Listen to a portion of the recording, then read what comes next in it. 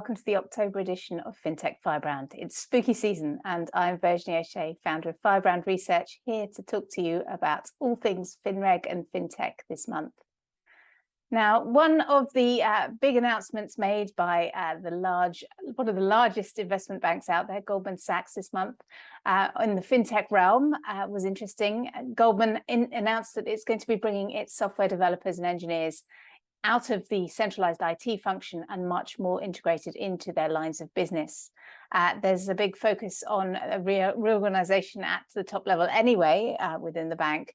But the CIO has said that he wants developers to be much closer to work much more closely with their business counterparts to be able to do more problem solving, and also to look at the why they are transforming the business. So that, I think that's certainly an interesting tack, and whether more banks go down that route in future will be informative rather than working in this sort of centralized function.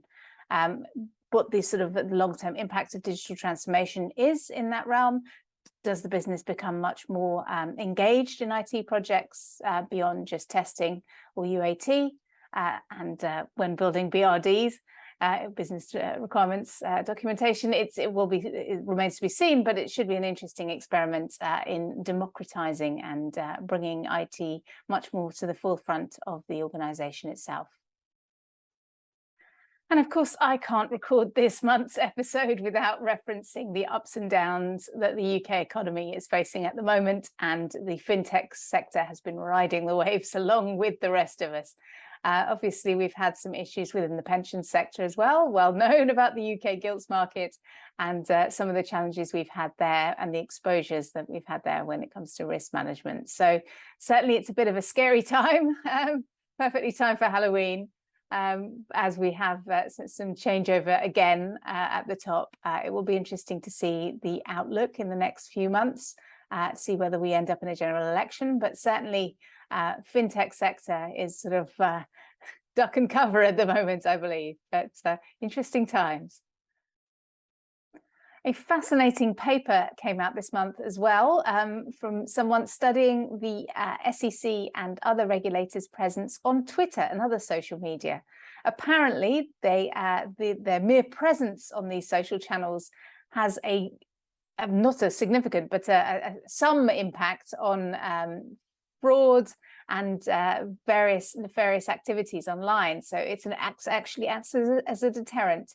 An interesting thing to look at, not something I would have ever thought of asking, but certainly something of note in future. So hopefully we'll see many more of the regulators more actively engaged on the social channels, reaching out to their industry demographic and trying to understand what's going on.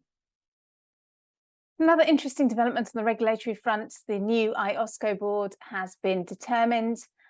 We've got a new chair who is the head of Belgium's FSMA, and also the vice chairs underneath are from the Japanese regulator and the CFTC. So Rostin Benham has taken a key seat within the international body, which should be interesting to see how that plays with regards to the SEC also being on the board. Also in key shake-ups at regulators, the FCA's head of enforcement is stepping down in next spring, and there's a search globally for his successor.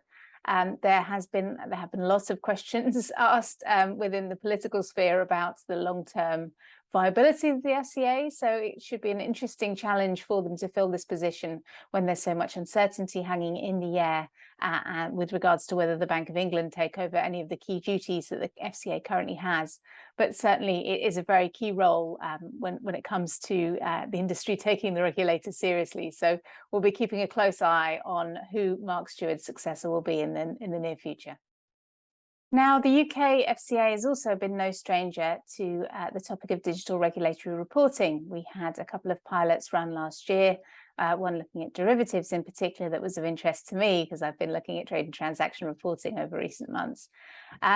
It seems that ESMA is not turning a blind eye to these developments. In fact, earlier this month, ESMA and the EU, the EC, I should say, held a workshop to explore the potential of machine readable and executable reporting. So there's a real focus on RegTech within the FinReg realm at the moment, and we could see much more progress on that front in the coming years, particularly as there's a big focus on the digital future within the Capital Markets Union pillars that the EC is currently focusing on.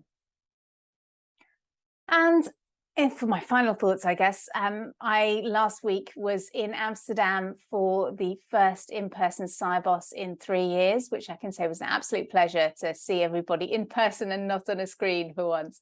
So that was great fun. And some of the key themes, securities was at the front and center, as is the case at many Siboses. There was a lot of discussion. I chaired a couple of panels, one on the move to T+1 or the potential move beyond T+1 across the globe, and also another panel on the future of ESG as an investment strategy. Now, they were both very different topics, certainly very relevant to some of the discussions going on within the FinReg sphere at the moment. The upshot of our T+1 panel, the entire panel was European, so it was a slightly different tack from some of the panels I've listened to in recent months, but certainly there was a lot of discussion amongst the market infrastructures and banks on the panel about whether Europe will make the move anytime soon. And I think the upshot, including from the votes, was that we aren't likely to follow the US or US and Canada, as it were, within the next couple of years, but there may be a lot of push from the regulators. There's an expected push to keep pace with the North American markets from a competitive standpoint. So it's coming. We just don't know when. And we have many other priorities at the moment, including dealing with some of the settlement efficiency challenges we've had resulting from the settlement penalty regime coming in as part of the last leg of implementation of CSDR. So certainly there's a lot for us to work on before we move to shorten the settlement cycle. But I think there is a general expectation that is the direction of travel for all of the industry and across Asia as well, in any of the markets that will likely track what North America and Europe do. So certainly there will be a move, but there was some interesting discussion on the panel about whether T+1 needs to be the step or we go straight to netted T+0. That seems a big jump to me, so I'm not entirely sure that that's going to be practicable. But given the batch-based nature of a lot of the systems we have out there and the pain of ripping and replacing, very unlikely. But certainly I think there will be many steps to us, and there will probably be a future where we have netted T+0 as the priority or the target from a regulatory standpoint, just to bring down counterparty risk and risk of settlement failure for that matter. But of course, when you squeeze risk in one area, it always pops up somewhere else. So that's something we do have to bear in mind. And transformation is always challenging, especially at the industry level. There was also a quick discussion about whether it will be a phased or a big bang approach. So that will be another interesting factor as to whether all the markets move at once or we move them in piecemeal fashion, as is happening in India at the moment as they gradually move over. And just to touch quickly on the ESG panel, lots of very interesting discussion about the 592 regulations that we currently have out there in the ESG realms, how we're sort of dealing with all of those different regulatory requirements and putting them together to make a comprehensive whole, hopefully at some point in the future, whether regulatory frameworks such as SFDR in Europe and the taxonomy regulation or taxonomy directive will be helpful for other regulators across the globe in setting the standard. Whether everyone can agree on some of the aspects of E&S in particular is another matter, but certainly it was an interesting discussion about whether, and from the investment side, there's definitely a generational aspect to investing as well. So certainly from the perspective of the workers within financial institutions, as well as the investors themselves, and a real focus on sustainability in the future. Climate risk is not going anywhere, as I've mentioned before. So certainly some positive discussions around that.